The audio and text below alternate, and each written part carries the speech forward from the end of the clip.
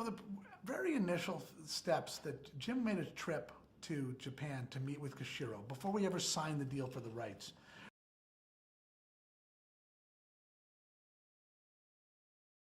We all know that James Cameron and John have had a personal connection to this project for a long time, but I'm curious what your connection to Battle Angel Alita was before you signed on to make the movie. I'd only known it from when I saw an announcement that he'd gotten the rights. We found out about the franchise, and Jim obtained the rights. It's something for him to direct. What a thrill that was. To just, as a fan, just to say, what happens to movies like Battle Angel? Because I'd heard about it when I first heard he'd gotten the rights. Alita could not have been told when we optioned the property in 1999. That's how long we've had that property. You have someone like Jim Cameron, who since day one, was making himself Alita swag because they didn't sell it anywhere. Yeah. He bought the rights. He wanted to make it right. He took the time, 2 decades, and waited on something like that. Yeah. Around 2000, it was when I saw it was announced that Jim had the rights to do it. When I acquired the material, it's because I fell in love with the character. And I love the anime just for its kind of poignant, simple story. And then I went out and I researched. I read all the books. I think there were 9 or 10 books at that time. And we decided to get the rights to it and start to develop it as a film. It was for me to direct.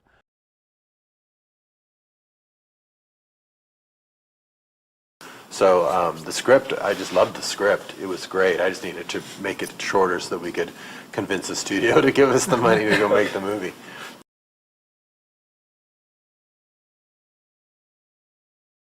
Can you talk about sort of like what the best case scenario plan is for this? I mean, have you charted out multiple stories?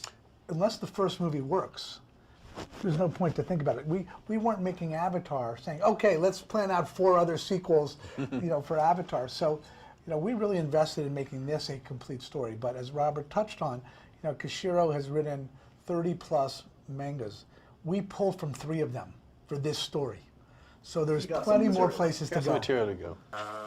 You are doing the first 2 arcs of Gun, Battle Angel Alita. Does it mean you will do more movie if there is success? What is the condition to make Battle Angel Alita 2, 3, 4, 5? That's up to you, the audience. You will tell us. We'll make as many as you want. I think, Koshiro created a world that we could tell many stories in. Robert and Jim have talked about other potential stories of where to go with this. We've left our sets standing in the back lot of Robert's studio. And so the audiences will tell us. As far as the sequels, when Jim outlines his scripts, even if there isn't going to be another film, he always tries to block out a series of films in order so you know what to include and what to not include in that first story. So there are definitely outlines for other stories, but again, if you go and support this film, we would love to make them. You could make 2 more, you could make 10 more. It depends. It's a great world that Koshiro envisioned. And with the performance capture technology, I can make these movies until I'm 92. And I guess that train keeps on rolling. Once you do like Avatar 2 and 3, that tech, would that help inform a potential Alita sequel? Well, look, I think one of the things that Jim has been great about in his career is that every project that he does with visual effects informs the next. Mm-hmm. He wrote the scene of the pseudopod into the abyss to see if he could finally make Terminator 2 with the T-1000 coming out of the floor. Mm-hmm. When we did Avatar, when we did Titanic, we put digital people on the ship as a step to could we do Avatar. When we did Avatar, we realized, yes, we could finally do Alita. So they're all building upon one another. And with the hundreds, I think you said there's 1,000 pages of notes, and Robert saw like 600 of them or something. Did those notes include like a blueprint of what could be future Alita stories? I think we tried not to focus so much on what the future stories would be. There are some big, bold concepts that would come out of the manga. Yeah. Of where the stories might go, because we didn't want to do anything that would conflict with where they might go. But we also did not want to have the hubris to go spend a lot of time on it before we made something that audiences told us they wanted a sequel on. And if that can happen, I mean, there's a long time gap between Avatar 1 and 2. Are we gonna have to wait that long for another Alita? You know, look, if audiences want another Alita, I'm sure with Robert, we could, Robert does things much faster than Jim generally does. That's fair. Thank you so much. It looks great. Thank you. Well, is Alita 2 in the works in the future? Well, I think that audiences are going to have to tell us if they want to look at it too. Koshiro created this vast world with many, many stories. We really only pulled from the first 3 and a little bit of the 4th. It was now 33, graphic novels. So if audiences, tell us, I know Jim would love to go back there. I know Robert, I think Rosa, Chris, we would all love, because these are movies that have a theme that is bigger than their genre. The theme is what you leave the theater with, the plot you leave at the theater. And we love to tell movies where we touch people and they're affected by the cinema experience. And the third one is called Ida, not Alita. Jim, you were talking? Yeah. Will we talk the plot? All right, we'll talk about the Ita, of course, film. The third one, of course. So do we. Is he hoping that there's going to be more movies to come? じゃあもちろんこの先の続きもパート2とかあるんですよね。Yes, I hope so. I really hope so. And the other characters. There's a lot of crazy characters in Koshiro-san's books. And hopefully we make some money with this movie. We can do some more. We can make some sequels. And we've got an entire world to explore that he's been working on, for the last 30 years. 여쭤보고 싶은 얘기들이 굉장히 많은데 이제 마지막 질문을 드릴 수밖에 없을 것 같습니다. 시간이 제한되어 있어서요.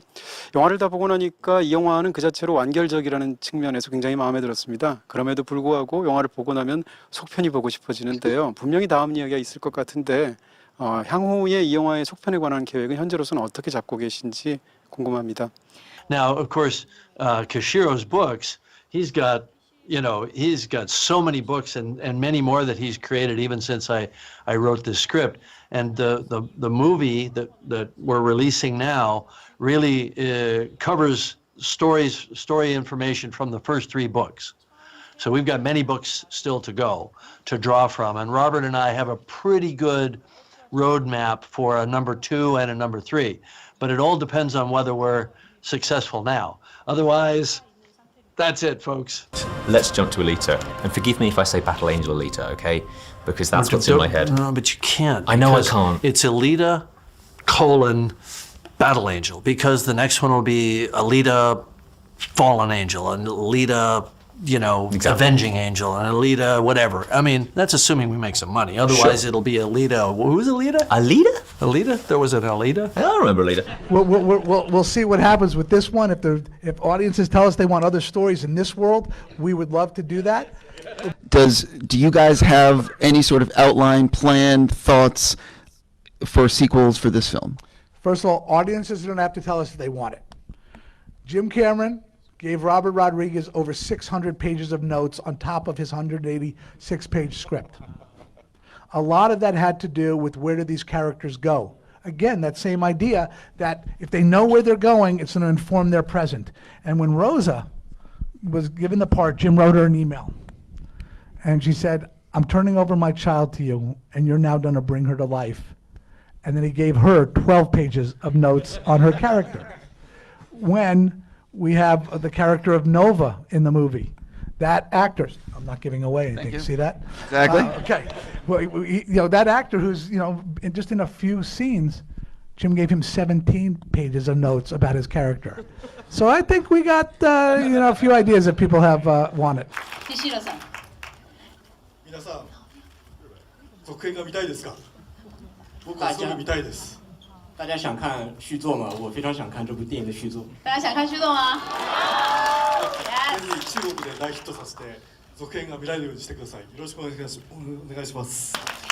Kishida-san said, if we all go to the cinemas and watch this movie and make it a huge box office success, he'll make the next one. Right. You guys will make the next one. And he's written all the books, so we got plenty of material. He's done his work. And I just found out a little late, apparently, that the series is continuing, and this would, in my mind, be the 3rd sort of iteration of this story, how many more chapters do you believe that you can create, and how almost endless is this story in your mind? Well, I think we can make at least 10 more movies, right?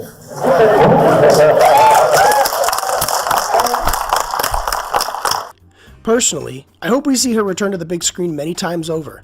And Landau says that Cameron certainly began with that in mind. You know, I think Jim, when he was writing the script originally, saw the potential for additional stories. And he worked out a character arc of her character across additional movies.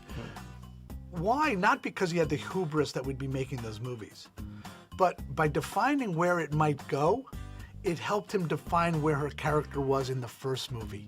To give that a foundation that is plausible, because he needs that. Robert needed that, and Robert embraced that in making the movie. However, Christoph Waltz cautions that we shouldn't be too quick to jump into that boat. Let that happen first. Let's talk about it after. Hopefully, if this film makes money, we'll go on and we'll continue the story. Then above Zalem, there are other worlds above that as well, which we won't discuss until we get I mean, to if we're so lucky as to make another one. Such an expansive universe that they could go on. It's a big universe. Yeah. Almost as much as the Avatars. Yeah, actually, maybe bigger in a way, because it's really an interplanetary story. That's right. Ultimately, and that's what I love about Jim. He said, "Did I ever tell you about this other trilogy I came up with for the other planet?" He goes, "Hey, we can go real deep on this." Yeah, we can.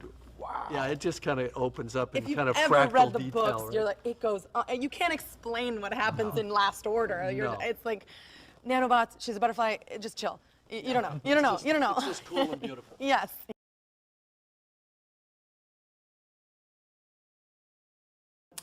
One of my favorite moments on set is when John Landau, it was Halloween. We're all in Iron City. It was this day, actually.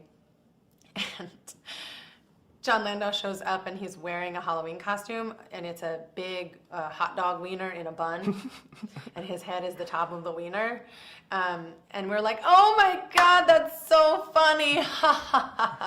And then like 16 hours went by and he was still wearing it on set, like making calls as a producer, like, I don't know, just find it. And he's like in the hot dog costume, and we're like, dude, he's really going for it. And then and there's this scene where, you know, Hugo like knocks on the door, and then like Christoph opens it, and one of the last takes, like Hugo knocks on the door and they open it, and it's just John in the hot dog costume. And by that point, everyone was just like, it had become so much funnier by that point. That was a fun little antics. And one thing I want to talk about, this is a little bit off topic, but Rosa talked about one of her favorite days on set was you in a hot dog suit all day. Can you tell me a little bit from your perspective, why'd you do that? Well, look, it was Halloween. You got to go out there with the people and be a part of it. And you know, I wanted to do something where Rosa's in that suit all day.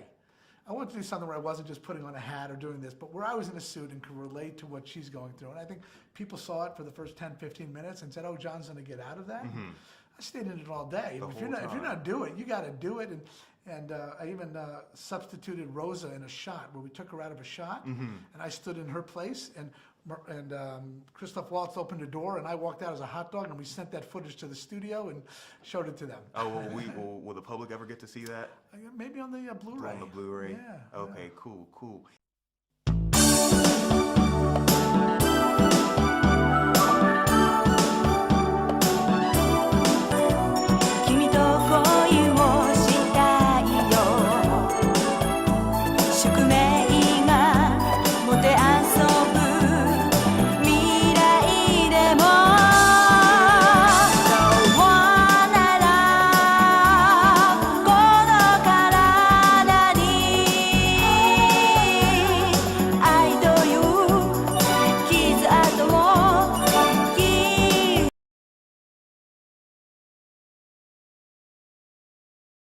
How does Disney buying Fox affect you? Well, first and foremost, it's sad. You know, Jim and I have been with Fox for, you know, independently for both of us close to 30 years in some fashion or another. But if the Murdochs were going to decide to sell, we could think of no better studio that they could sell to. We have spent much of the last 6-7 years developing Pandora, the world of Avatar, down at Disney World, where it is now their highest rated land they have with the highest rated attractions. We were involved on that on a daily basis. They know us, we know them. Their goals for entertainment and expanding the universe of their IPs are right in line with us, so we can think of no better partner to be doing it with.